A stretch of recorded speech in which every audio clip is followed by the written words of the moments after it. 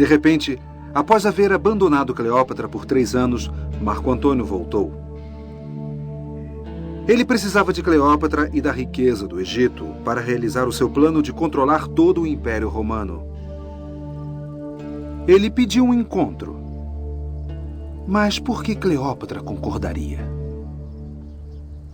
Cleópatra era mais do que uma lenda, também era um ser humano.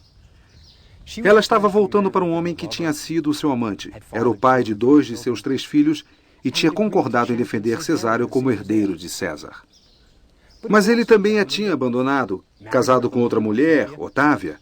Então seus sentimentos deviam estar confusos. Ela podia justificar o casamento como um ato político de conveniência, mas acho que o abandono era difícil de justificar. Então ela foi até Marco Antônio com sentimentos confusos, mas com metas muito específicas. Ela ia negociar o futuro de seus filhos.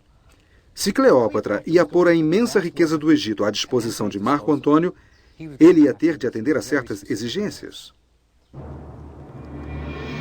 Marco Antônio concordou em entregar a Cleópatra toda a Arábia, as minas de cobre do Chipre, a rica turquesa do Sinai, toda a Armênia, os exuberantes campos de grãos do norte da África e os estratégicos portos da Fenícia. Era um acordo pré-nupcial do qual qualquer advogado de Hollywood teria orgulho. Mas Roma estava furiosa. Territórios pelos quais os romanos tinham lutado e morrido foram entregues a uma rainha egípcia. Otaviano usou esse ultraje para reunir as suas tropas para uma demonstração final na guerra civil com Marco Antônio. A Batalha de Actium, travada perto da costa da Grécia, iria determinar o futuro do mundo ocidental.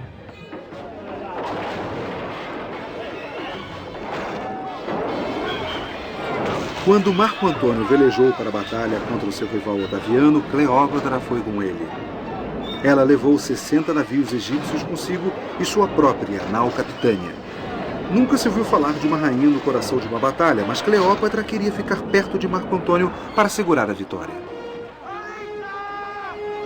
Mas desta vez parecia que a vitória seria de Otaviano. Bem no final da tarde, uma forte rajada de vento começou a soprar na direção do Egito. A nau Capitânia de Cleópatra conseguiu livrar-se da confusão, içar a vela e partir para o Egito.